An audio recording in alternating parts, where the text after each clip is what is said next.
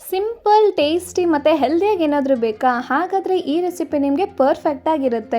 Paneer salad ಮತ್ತು energy drink ಸಕ್ಕ ಟೇಸ್ಟಿಯಾಗಿರುತ್ತೆ. ಹೇಗೆ ಮಾಡೋದು ಅಂತ ನೋಡೋಣ ಬನ್ನಿ. ಮೊದಲು ಪನ್ನೀರ್ಗೆ ಒಂದು ಸ್ವಲ್ಪ ಉಪ್ಪು ಮತ್ತು ಒಂದು ಸ್ವಲ್ಪ ಖಾರದ ಪುಡಿನ ಹಾಕೋತಾ ಇದ್ದೀನಿ. ನೆಕ್ಸ್ಟ್ ಒಂದು ಸ್ವಲ್ಪ ಚಾಟ್ ಮಸಾಲಾನ ಹಾಕೋತಾ ಇದ್ದೀನಿ. ಚಾಟ್ ಮಸಾಲೆ ಬೇಡ ಅಂದರೆ ಒಂಚೂರು ಗರಂ ಮಸಾಲೆ ಯೂಸ್ ಮಾಡ್ಬೋದು ಅಥವಾ ಸ್ಕಿಪ್ ಕೂಡ ಮಾಡ್ಬೋದು. ನೆಕ್ಸ್ಟ್ ಒಂದು ಸ್ವಲ್ಪ ನಿಂಬೆಹಣ್ಣಿನ ರಸನ ಇದಕ್ಕೆ ಹಿಂಡ್ಕೊಂಡು ಕೈಯಲ್ಲೇ ಚೆನ್ನಾಗಿ ಮಿಕ್ಸ್ ಮಾಡ್ಕೊತಾ ಇದ್ದೀನಿ. ಎಲ್ಲ ಪನ್ನೀರ್ಗೂ ಮಸಾಲೆ ಚೆನ್ನಾಗಿ ಕೋಟ್ ಆಗಬೇಕು. ಇದನ್ನು ನೀವು ಇದೇ ಥರನೇ ಸಲಾಡಲ್ಲಿ ಯೂಸ್ ಮಾಡ್ಬೋದು ಅಥವಾ ಹೆಂಚಿನ ಮೇಲೆ ಇದನ್ನು ಫ್ರೈ ಕೂಡ ಮಾಡ್ಕೋಬೋದು. ಇಲ್ಲೊಂದು ಸ್ವಲ್ಪ ಎಣ್ಣೆನ ಉಪಯೋಗಿಸ್ತಾ ಇದ್ದೀನಿ. ನೀವು ಬೇಕಿದ್ರೆ ಬೆಣ್ಣೆ, ತುಪ್ಪ ಅಥವಾ ಆಲಿವ್ ಆಯಿಲ್ನ ಕೂಡ ನೀವು ಇಲ್ಲಿ ಯೂಸ್ ಮಾಡ್ಬೋದು. ಇದನ್ನು ಮೀಡಿಯಮ್ ಟು ಲೋ ಫ್ಲೇಮಲ್ಲೇ ಇದನ್ನು ಎಲ್ಲ ಕಡೆನೂ ಚೆನ್ನಾಗಿ ಒಂದು 2 ನಿಮಿಷ ಇದನ್ನು ಫ್ರೈ ಮಾಡಿ. ಇದರಿಂದ ಪನ್ನೀರ್ ಟೇಸ್ಟು ಇನ್ನೂ ಡಬಲ್ ಆಗುತ್ತೆ. ನಿಮಗೆ ಸಲಾಡ್ ತಿನ್ನಬೇಕಾದ್ರೂ ಕೂಡ ಪನ್ನೀರ್ ತುಂಬ ಟೇಸ್ಟಿ ಅನಿಸುತ್ತೆ. ಅದಕ್ಕೋಸ್ಕರ ಈಗ ಪನ್ನೀರೆಲ್ಲ ಚೆನ್ನಾಗಿ ಫ್ರೈ ಆದಮೇಲೆ ಒಂದು ಬಟ್ಲಿಗೆ ಇದನ್ನು ತೆಗೆದಿಟ್ಕೊತಾ ಇದ್ದೀನಿ. ಇಲ್ಲಿ ಸಲಾಡ್ಗೆ ನಾನು ಜಾಸ್ತಿ ಏನೋ ಇಂಗ್ರೀಡಿಯೆಂಟ್ಸ್ ತೊಗೊಂಡಿಲ್ಲ. ಜಸ್ಟ್ ಈರುಳ್ಳಿ, ಟೊಮೆಟೊ ಮತ್ತು ಸೌತೆಕಾಯಿನ ತೊಗೊಂಡಿದ್ದೀನಿ. ಅದನ್ನೆಲ್ಲದನ್ನು ನಾನು ಈ ಬೌಲ್ಗೆ ಹಾಕ್ಕೊತಾ ಇದ್ದೀನಿ. ನೀವು ಬೇಕಿದ್ದರೆ ಇದಕ್ಕೆ ಕ್ಯಾಬೇಜ್ ಹಾಕೋಬೋದು ಮತ್ತು ಲೆಟಸ್ ಹಾಕೋಬೋದು, ಬೇಕೆಂದರೆ ಕ್ಯಾಪ್ಸಿಕಮ್ ಆ ಥರ ಎಲ್ಲ ಯೂಸ್ ಮಾಡ್ಬೋದು. ಬಟ್ ನಾನು ಸಿಂಪಲ್ಲಾಗಿ ಈರುಳ್ಳಿ, ಟೊಮೆಟೊ ಮತ್ತು ಸೌತೆಕಾಯಿನ ಯೂಸ್ ಮಾಡ್ತಾಯಿದ್ದೀನಿ. ಕ್ವಿಕ್ಕಾಗೂ ಆಗುತ್ತೆ. ಸಿಂಪಲ್ ಇಂಗ್ರೀಡಿಯೆಂಟ್ಸ್ ಮನೆಯಲ್ಲಿ ಎಲ್ಲರ ಮನೆಯಲ್ಲೂ ಇರುತ್ತೆ. ಸೊ ಇದನ್ನೆಲ್ಲ ಒಂದು ಬೌಲ್ಗೆ ಹಾಕ್ಕೊಂಡು ನೆಕ್ಸ್ಟ್ ಇದಕ್ಕೊಂದು ಸ್ವಲ್ಪ ಕೊತ್ತಂಬರಿ ಸೊಪ್ಪನ್ನ ಕಟ್ ಮಾಡಿ ಹಾಕೋತಾ ಇದ್ದೀನಿ.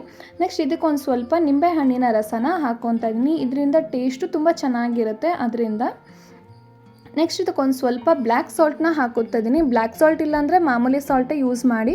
ಮತ್ತು ಇದಕ್ಕೊಂದು ಸ್ವಲ್ಪ ಪೆಪ್ಪರ್ ಪುಡಿ, ಮೆಣಸು ಪುಡಿನ ಹಾಕ್ಕೊತಾ ಇದ್ದೀನಿ. ಮತ್ತು ಇದು ತಿನ್ನಬೇಕಾದ್ರೆ ಈ ಗೋಡಂಬಿನ ಈ ರೀತಿ ಕ್ರಷ್ ಮಾಡಿ ಹಾಕ್ಕೊತಾ ಇದ್ದೀನಿ. ತುಂಬ ಚೆನ್ನಾಗಿರುತ್ತೆ. ಗೋಡಂಬಿ ಬೇಡ ಅಂದರೆ ನೀವು ಕಡಲೆ ಬೀಜ ಅಂದರೆ ಹುರಿದಿರೋ ಕಡಲೆ ಬೀಜನ ಕೂಡ ಈ ರೀತಿ ಕ್ರಷ್ ಮಾಡಿ ಹಾಕ್ಕೋಬೋದು. ನಾನಿಲ್ಲಿ ಗೋಡಂಬಿನ ಹಾಕ್ಕೊತಾ ಇದ್ದೀನಿ ಕ್ರಷ್ ಮಾಡಿ. ಈಗ ಇದನ್ನೆಲ್ಲನೂ ಚೆನ್ನಾಗಿ ಒಂದು ಸತಿ ಮಿಕ್ಸ್ ಮಾಡ್ಕೊಳ್ಳಿ.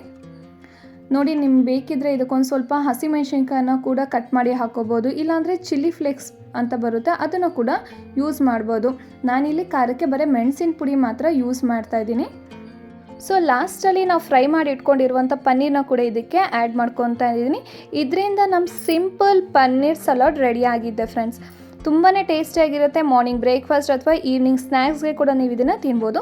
ನೆಕ್ಸ್ಟ್ ಎನರ್ಜಿ ಡ್ರಿಂಕ್ಗೆ ನಾನು ಇಲ್ಲಿ ಎಲ್ಲ ಥರ ಡ್ರೈ ಫ್ರೂಟ್ಸ್ನು ನೆನೆಸಿಟ್ಕೊಂಡಿದ್ದೆ, ಅದನ್ನು ಹಾಕ್ತಾಯಿದ್ದೀನಿ. ಮತ್ತು ನೆನೆಸಿಟ್ಟಿದ್ದಂಥ ನೀರನ್ನೇ ಇದಕ್ಕೆ ಸೇರಿಸ್ಕೊತಾ ಇದ್ದೀನಿ.